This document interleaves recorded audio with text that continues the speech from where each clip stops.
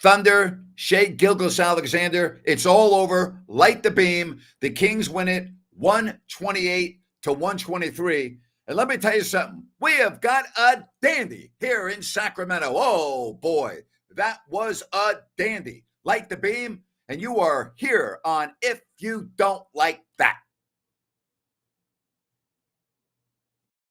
3, 2, 1, go. Sacramento miscue. Carter, stolen by Williams. And look at this. Oh, you don't like that. You don't like NBA basketball.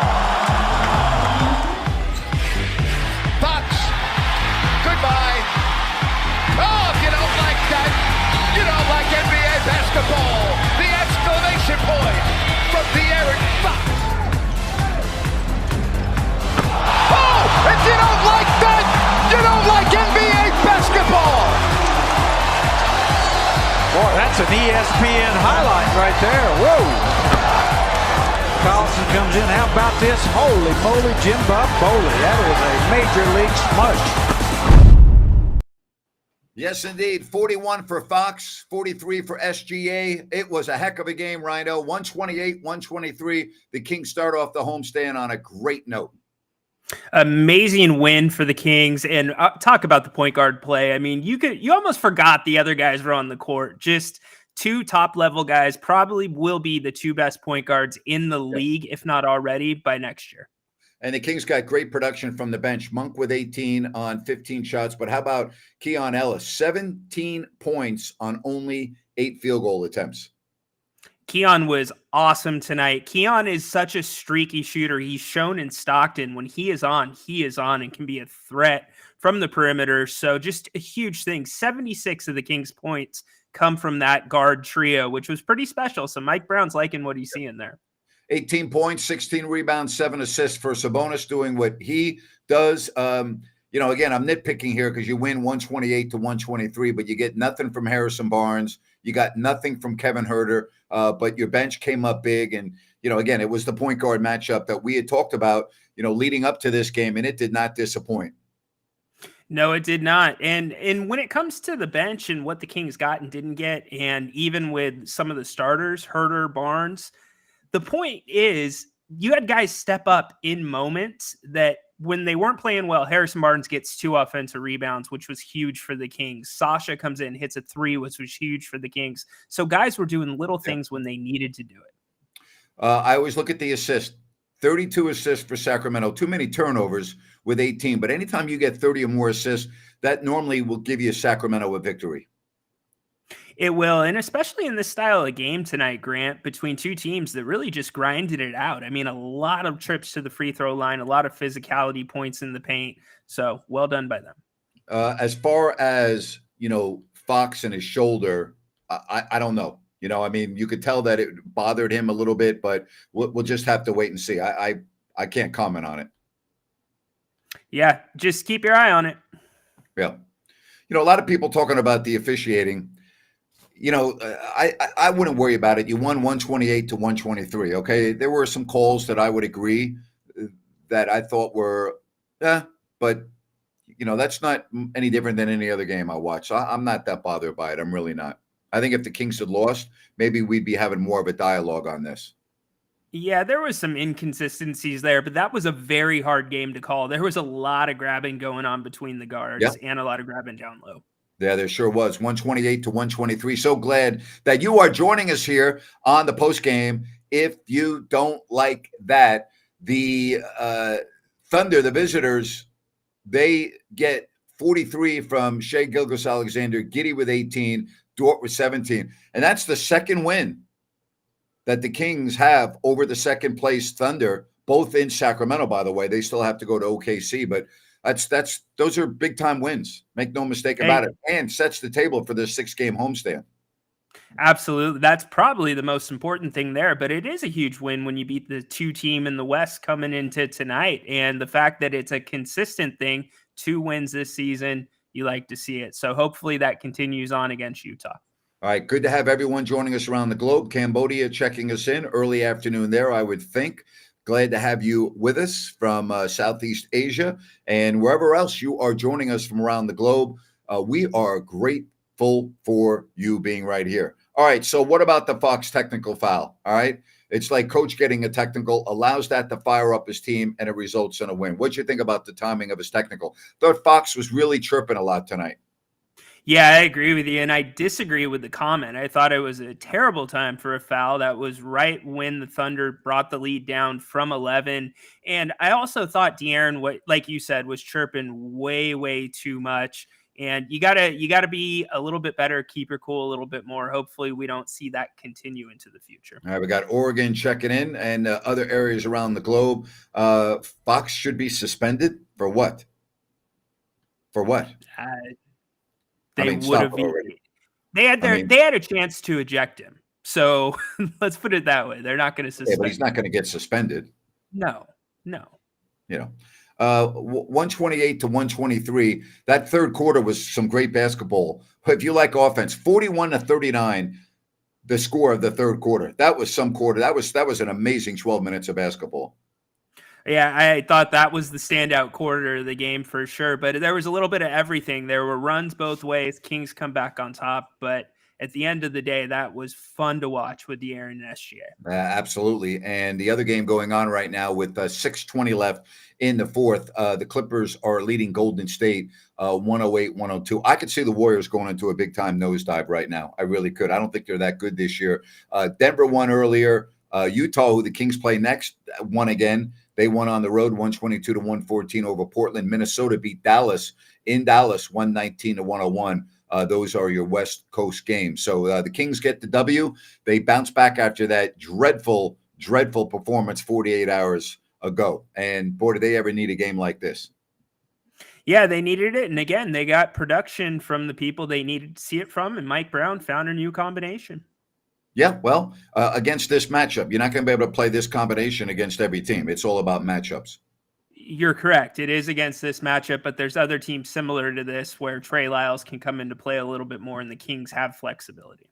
All right, so Sacramento gets the win. We certainly appreciate all of the messages via the chat line. We certainly appreciate Bennett's 3 locations in the greater Sacramento area, Howe and Fair Oaks, Eureka Road, Lead Hill Road in Roseville, and their newest location, Bennett's West Side Grill in Rockland. Great place to get down there this weekend for brunch and their prime rib. 60 different types of wine available by the glass. Go to Bennett'sRestaurants.com, make a reservation, check out the menu and more. That's Bennett's. You'll love it. Their newest location, awesome, at the Blue Oaks Town Center in Rockland, Bennett's West Side Grill. Again, Bennett'sRestaurants.com. Sacramento, the victor tonight, and it was one heck of an entertaining game, 128 to 123. So happy that you are joining us right here on the post game. And if you are new, we would appreciate it if you would subscribe.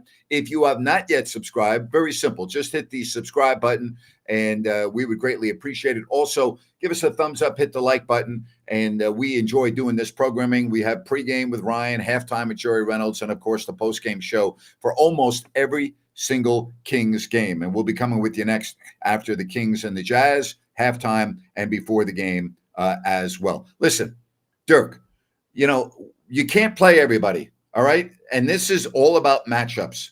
This was a guard-oriented game tonight, not a big man-oriented game. That's why. Yeah, JaVale would have looked far out of place down low tonight for the Kings.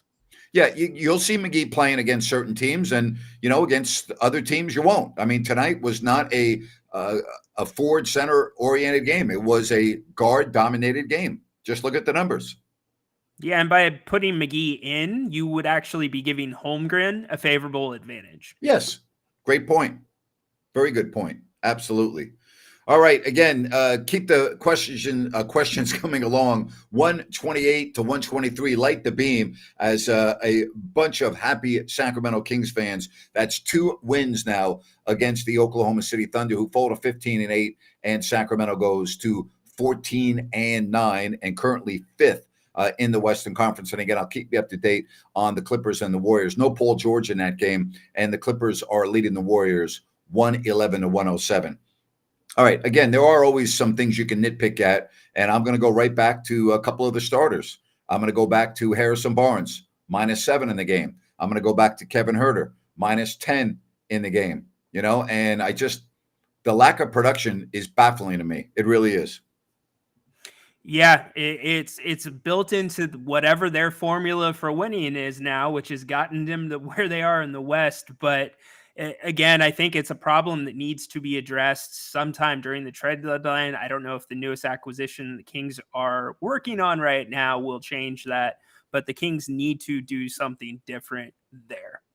Where's Davion? He's on the bench. He's not playing. The Kings won 128 to 123, so you didn't need Davion tonight. Again, you can't play all the players on your team. You can't play 13 players in a game. He's not part of the rotation. You know, if somebody gets hurt, I mean, would you rather have Davion in the game tonight or Keon Ellis? You know? Keon Ellis all day. Okay. Yeah. I mean, you know, I don't understand some of these questions. Where's this guy? Where's that guy? You won the game. You won. You want JaVale McGee? You would have lost. You want Mitchell? Then that means Ellis isn't on the floor. You probably would have lost. What do you want? You want to win or do you want to lose? What is it that you want? Usually you want to win a game. I mean, Okay. Traditionally. This is a very interesting thing. It says we've only lost to 4 teams this season. I really think matchups play a huge role. Matchups are everything in the NBA. They are everything. All right. Again, the question is just wondering where he's at. He's on the bench. He's watching a game in uniform. That's where he's at. But again, you know, the Kings, again, matchups, we've seen it against New Orleans. I wouldn't include Houston yet because you didn't have De'Aaron Fox there. You lost to the Warriors twice. They're going to be a different team, I think, in the second half of the season. That doesn't bother me that much. It really doesn't.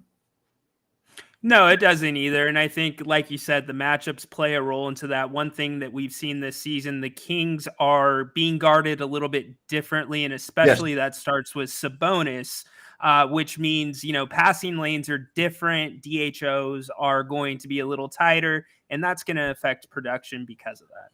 Again, Sacramento with a strong third quarter, 41 points, 28 in the fourth. There was a 2-point game there in the fourth. It got very tight there for a minute or two. And I like the way the Kings maintained their composure, didn't turn the ball over, you know, got to the line, made their free throws. And again, they were in the bonus. Oklahoma City wasn't. And that also proved to be a nice little factor coming down the stretch of this game. Yeah, well, I think you hit the nail on the head, not just for the end of the game getting to the line, but they did that in the third quarter too, as well. And that was a huge thing. It kind of punched Oklahoma City back in the mouth. And I think that changed the way that things went down the stretch. Very good point right there. Hey, folks, so happy that you are here joining us on the post game as the Kings win this one, 128 to 123. I want to tell you about New Works Plumbing. They've got a fix for you for your plumbing needs and repairs. Just go to sackserviceplumbing.com or call the number on your screen. Remember, they're available 24/7. If you have an emergency in the middle of the night, no problem. New Works Plumbing will be there for you. New Works Plumbing, they've got a fix for you. 128 123 the final. Sacramento gets the win. 5 more games remaining on this homestand. Up next, the Jazz. Then you have Washington, Boston, followed by Phoenix and Minnesota, back-to-back, those 2 games. It's a tough second half of that stretch. That's why you've got to get 3 wins in your back pocket before you head into that last part of the homestand. Yep, I would agree with you. And those next 2 games, Utah and Washington, and again, the Jazz are playing a little bit better, but the Kings should be able to handle them the same way they handled them on opening night. So there are no givens, as we know, with the Sacramento Kings. And as Ryan always points out, and rightfully so, they seem to play to the level of their competition. But the Jazz have won 2 in a row. They're 9-16. So what does that mean? It means that they're not a good team, but it means they're not a bad team. So you better be ready to play. And don't forget, this is a Jazz team that gave the Kings problems last year matchup-wise. And, you know, that first game of the season where the Kings, you know, beat them really, really end-to-end, it could be an outlier. So I think that's why the second matchup's important for the Kings to get that done. And, you know, again, we have to wait and see what the report is on De'Aaron Fox, and you hope that shoulder is nothing more than just like a bruise, you know? Or, you know, something that's not going to restrict him is the point I'm trying to make. It was his right shoulder. So, I mean, that's positive. That's a positive thing. Could have been a stinger. You know, there was a lot of contact going on, but we know Fox is tough and he'll be back when he is able to play. All right, 2 minutes, 15 seconds left in that Clippers game now. And it looks like the Clippers are going to hold on, but not over yet. 115 to 1 707. So happy that you are joining us here on the post game. Well, you know what? Thank you for joining us. The reason why we're doing this is because you and everyone else joins us, not only here, but via Twitter, X now. Thank you for doing this post game, Grant. If you don't like that, just great content. Again, we appreciate you. Thank you very much. Yeah, I do have some issues with the coaching challenges tonight. Do you? Yeah, I thought that was far too early of a Me challenge too. for the Kings. But both challenges I felt were called wrongly or overturned in the second half against the Kings. So you thought that he should have won the challenge. Is that right? The second one? Yes. Yeah, I thought the second challenge should have stayed the way it was. It shouldn't have Should been. have stayed away. No. Right. Yes. Yeah. Correct. Gotcha. Yep. So I don't disagree with that. I don't disagree with that. All right. So you get the win 128 to 123, and you have now the two teams that you're expected to beat, as you said. Then you have Boston, Phoenix, and who knows which Phoenix team showing up health-wise, yeah. and then Minnesota. So, I mean, we talk about importance. These next two games, wow, you just got to circle them, and no excuses. You have to get these wins. Well, two of the three we can say class of the NBA so far this season, and they play in completely different ways in Boston and Minnesota. Your wild card's Phoenix, as you said, you don't know who's going to be on the court. But if all 3 for Phoenix are on the court, that could pose a very interesting matchup. The Kings And didn't see we haven't seen that team this year. The Yeah, Kings haven't, exactly. many other teams haven't. So we don't. Again, we haven't seen that team. We don't know how Grant, that team would be. Grant, the Kings really haven't seen that team at all since Durant has Right. been traded there. That's a great point. Very good point. Again, 128 to 123, and Sacramento now will have 5 games remaining on this homestand. And I'll tell you what else I like about the Kings this year, unlike last year. They are using their home court to their advantage, not like last year. They're now 8-3 at home, and that's very good. That's very good. Yeah, that's a big jump from last year, and their road record still not terrible. They're having right around that 500 number. So I think that's exactly the recipe that you want. You want to see that continue, especially on this stand. All right. Again, with now 1:15 left, the Clippers lead the Warriors 117 to 111. So we'll keep you updated on that. That's the only game remaining in the association. And I'll tell you, the no Paul George would tell you a little bit about where the Warriors are at if they are not able to come from behind and win this game. So again, I think the Warriors are going to be one of those teams. If they make it, they're going to be one of those play-in teams, 7, 8, 9, or 10. I really believe that's where they're heading, if they even make that.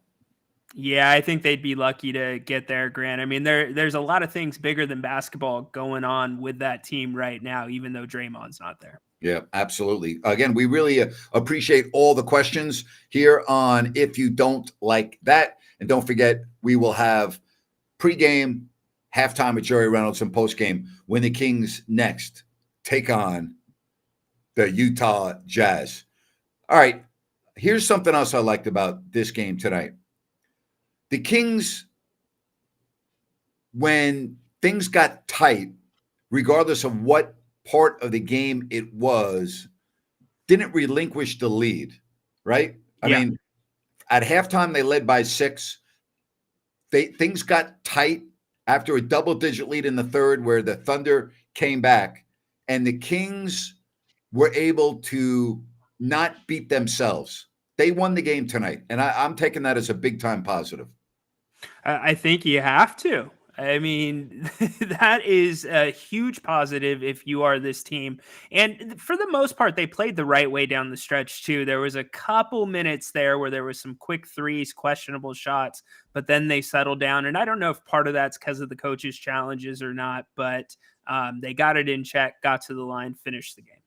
We appreciate the donation on the Super Chat, but we are not talking football on a Kings postgame show. So thank you very much. Yes, we are aware of the point spread and everything else. All right. So I guess now we just wait on Fox. And I didn't see that Ellis, you think, took a bad step, right? Yeah, he was going up for a rebound. I think he's fine. He wasn't showing any signs of it the rest of the game. But Fox is the one that I doubt you're going to hear anything, Grant, 'cause he stayed in the game. It didn't Yeah, look like the trainer looked at it. he's fine. And I don't worry about Fox. The only time I worry about Fox if it's an ankle. Anything other than an ankle, I don't really worry about it. I don't. He's tough as nails. I'm not that worried about it. So I think Fox will be good. Even if his shoulder's sore, that's not going to keep him from playing in the next game. 128 to 123. Again, 41 points for Sacramento in the third. And they scored 28 in the fourth to Oklahoma City's 31. Again, it got tight. It was a 2-point game, but it never got tighter than that. And then the Kings were able to get the possessions down the stretch to win it 128 to 123. So all in all, this is exactly what the doctor ordered after what we saw in LA 2 nights ago. That was a horrendous performance. I like the way the Kings bounced back. I like the resolve. I really do. That's a real big time positive from my perspective. Yeah, absolutely, Grant. And even the way they adjusted in the second half to guard an SGA, you could tell they were learning from things as the game went along, and they had picked up on how aggressive OKC was doing or being with all the charge attempts. But here's the thing. We were talking about them being an only 3-point shooting team. This team had 50 points in the paint tonight on top of getting to the free throw line. So it shows they did it in a different way as well. And I think that's important. A lot of people talking about the free throws down the stretch. Yeah. Again, you got to make your free throws in a tight game. It was a 2-point game and the Kings went to the line and they did make it. Keegan Murray, 7 of 8. So you got to like that. That's a bright spot.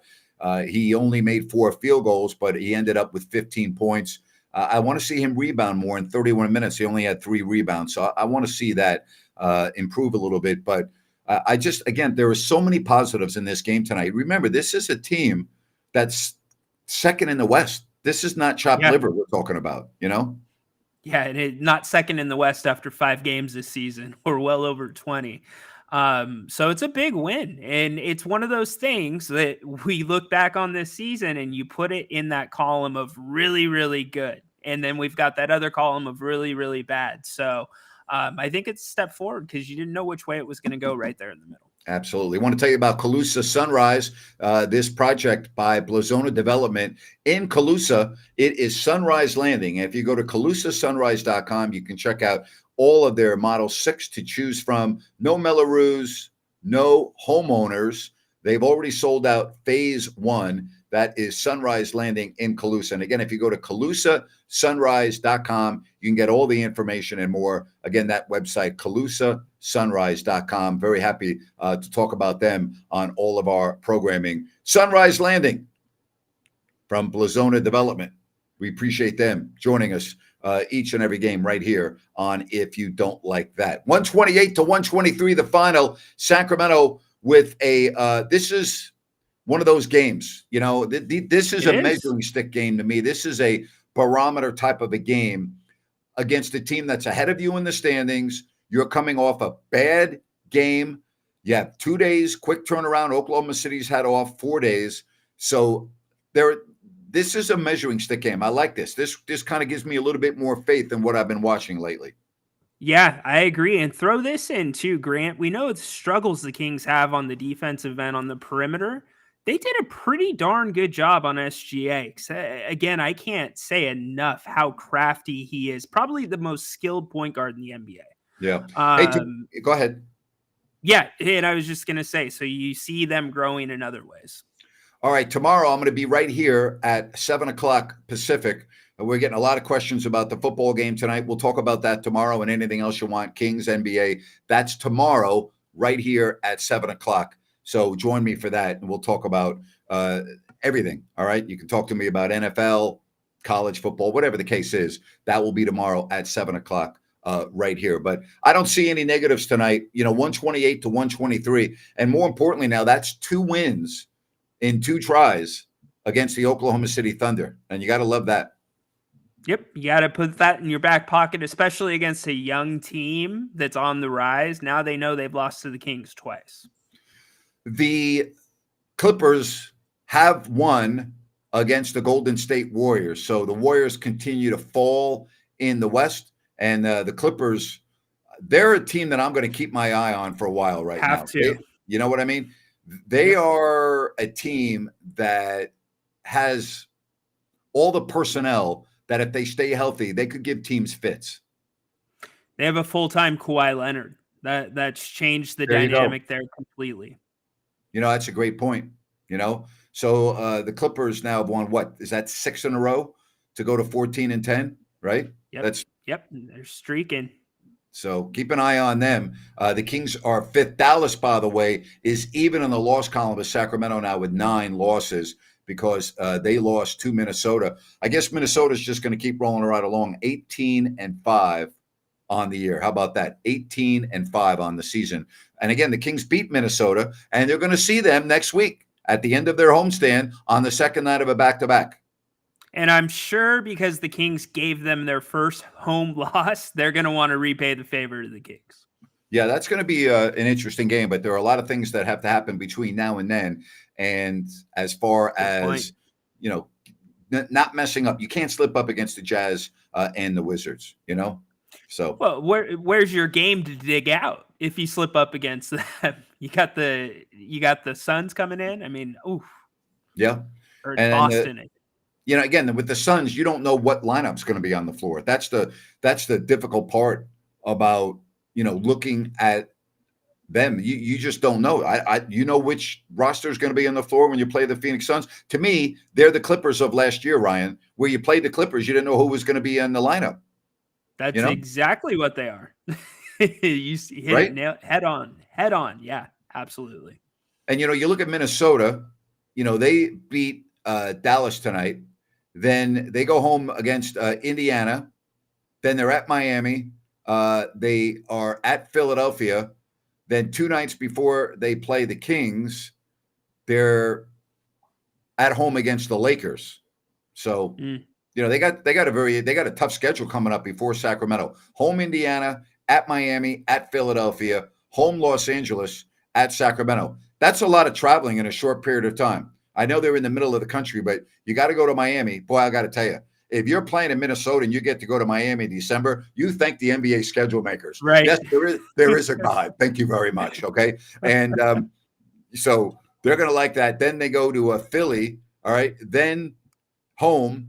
Then the next day, get right back on the plane and fly to Sacramento. So that's a lot of different jumping around time zones in a short period of time. So I just thought I would point that out. Great observation. Yeah. Whereas the Kings are going to be at home, and hopefully they don't get any injuries, and hopefully they are able to build up this home record, beat Utah, beat Washington, who they lost to last year at home. Remember when Washington came in and beat them? Oh, yeah. I mean, so don't take anybody lightly, And again, we talk about the Phoenix Suns, and I don't know what Phoenix Suns team's going to show up, but here's what I do know.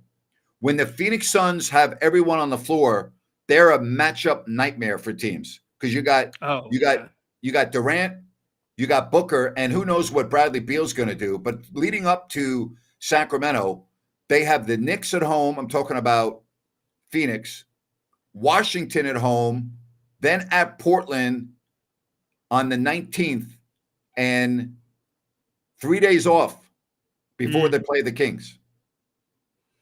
Well, that's not a good sign if they are on a rest schedule with any of those guys. That's plenty of time for them to be ready for the Kings.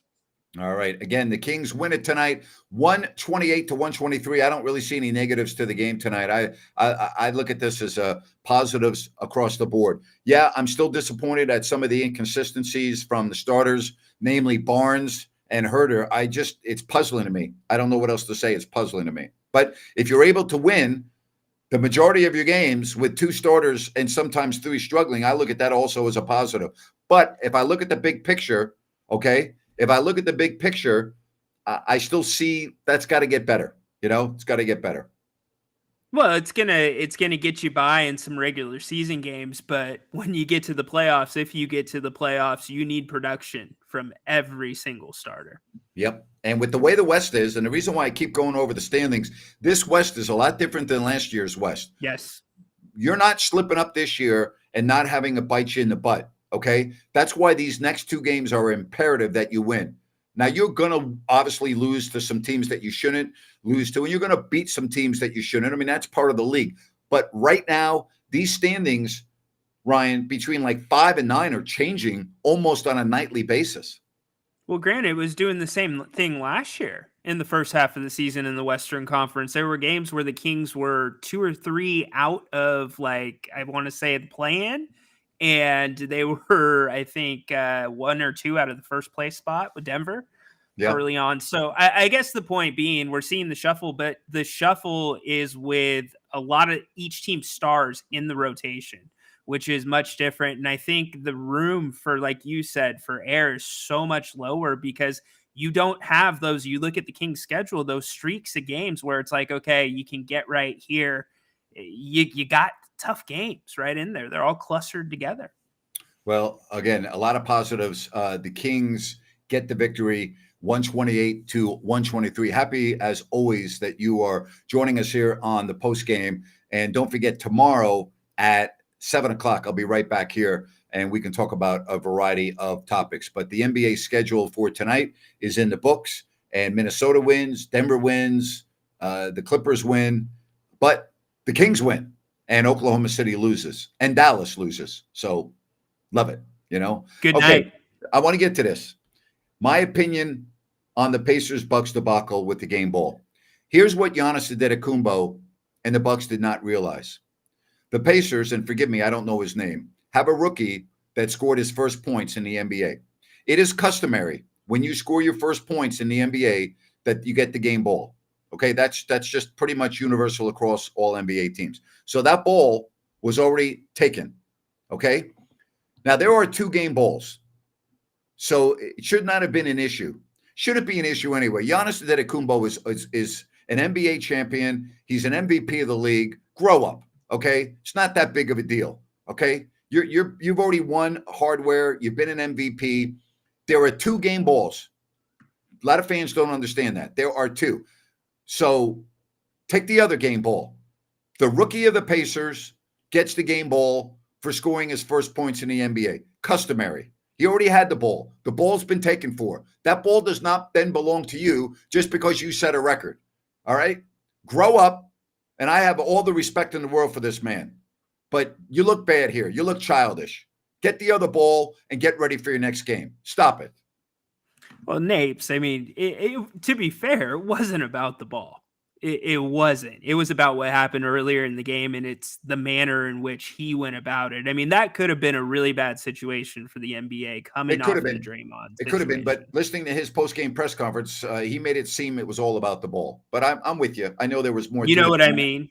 Yep, yeah. I get it. Then just come out and say that. It's like a bad look. It's like to me, it's a bad look. It is a bad look. It's like Draymond saying, "Hey, I was selling a call," right? No, like you see through it. It was just, to me, it was the same kind of thing. You don't care about that ball. You're missing the point here. I didn't say that Giannis scoring 60 plus points is not a big deal, but there is protocol in the league. All right. And you don't just change it because you had a record setting performance. You don't just make up the rules of the unwritten rules of the NBA and etiquette. Okay. You don't get the game ball just because you want the game ball. All right. The person on the Pacers who scored his first NBA points in the locker room across all 30 teams, that player always gets the ball. Okay. It's one of those unwritten rules. So you don't, just because at the end of the game, you have 64 points, doesn't mean that we're going to change the unwritten rules of the game and take that ball away from the rookie to give to you. That's not how it works. It's never worked that way. So what happens on opening night, Napes, when you got so many rookies playing? Did they throw an extra ball into the rotation? Yeah, that's a great question. Yes, they do. That's a great question. Yes, they do. Yes, you do. And you don't in all my years of being around the NBA, I've always seen the rookies get on the bus after the game with the ball in their hand. So I really mean that. Or it goes into the equipment bag and they label it. And yet, but we shouldn't be making this big a deal over this. No, I agree with you. Right? So. Yeah, I'm with you. All right. I look forward to being with you again for the Jazz game. And that's stop 2 of this home game. Shouldn't say stop 2, game 2 of this 6-game homestand for Sacramento. Any final thoughts? Hey, I echo everything that you said about this being a really good night on the whole for Sacramento. The only thing I would keep my eye on is De'Aaron, because we've seen this amount of chirping. We haven't seen this amount of chirping out of him his entire career, and it's ramping up this season. So I don't like it either, because that's the guy everybody turns to. I don't want him to turn into a Luka Doncic. No. Yeah. And we've seen the bad side of things when players talk too much of the officials here in SAC. So I'm sure it'll something that will get corrected. Great point. Thank you, buddy. Appreciate you. You're welcome. And appreciate everybody joining us here on the post game. Light the beam. The Kings win. And if you don't like that, you don't like NBA basketball. Oh boy. Talk to you tomorrow right here at 7:00. Make it a good one, everybody. Thanks very much for your support.